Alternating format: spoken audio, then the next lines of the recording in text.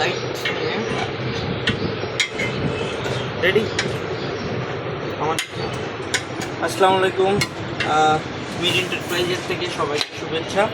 এই চুলাটা আসছে এসআই ডিবিএসআই মহিদুল ভাইয়ের বাসার থেকে।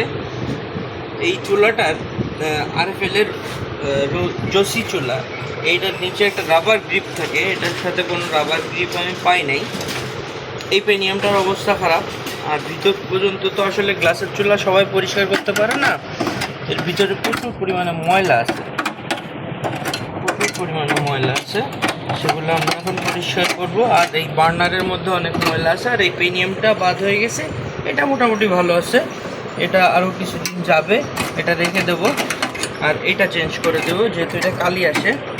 হ্যাঁ, আমরা পেনিয়াম চেঞ্জ করে আবার ফিট দিচ্ছি। বার্নারটা আমরা বের করে দেখি কী পরিমাণ ময়লা আছে, দেখি এখানে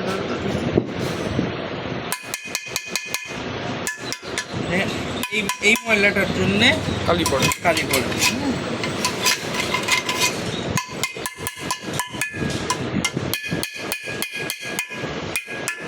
সবারই উচিত আসলে এভাবে বছরে অ্যাটলিস্ট একবার, এই যে বছরে অ্যাটলিস্ট একবার চুলা এভাবে পরিষ্কার করে। এটা হলো একটা বার্নার থেকে বের করলাম, এখনো আছে,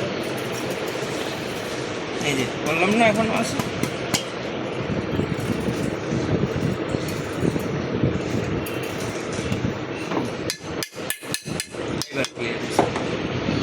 গ্লাসের চুলায় যে জিনিসটা হয়, ব্লেড দিয়ে স্ক্রু লক করা থাকে তো এখানে, যার কারণে এই পর্যন্ত বাসাবাড়িতে যারা চুলা ইউজ করে তারা এই পর্যন্ত পৌঁছাইতে পারে না। কিন্তু দেখেন এখানে কি পরিমাণ ময়লা জমে, এটা একটু দেখে রাখেন।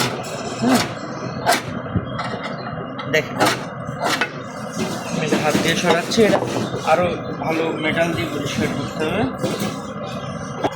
কি পরিমাণ ময়লা থাকে এটা যে ভিতরে পড়ে, এটা আমরা যারা বাসা বাড়িতে রান্না করি তারা আমরা টেরও পাই না। হ্যাঁ, এটা যে নিচে জমতে থাকে, ভাত উতলায় ফ্যানটা পড়ে, তারপরে আপনার দুধ উতলায় পড়ে। হ্যাঁ, এগুলা নিচে জমতে থাকে এইভাবে। হ্যাঁ, আস্তে আস্তে এটা জং ধরে খেয়ে যায়, তখন এটা বাতিল হয়ে যায়। আজকাল পশু দেখি বুঝছো, আজকাল পশু যখন কি সময়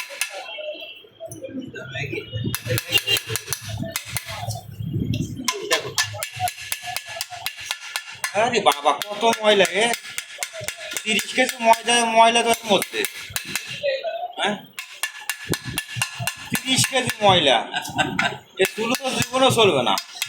চলবে কিন্তু কালি পড়বে যে।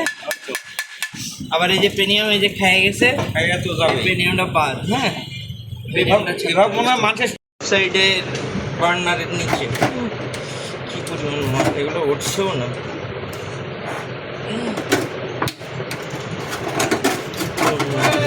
হাউস থেকে তো বেরোলোই, এরপরে আবার এই হলো অবস্থা।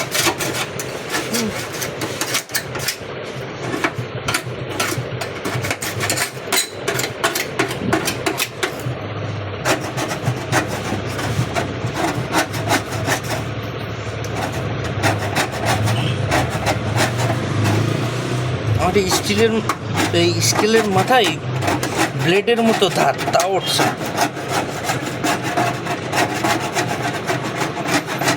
বুঝছো, ব্রাশ মেরে দিচ্ছি, স্টপ করো।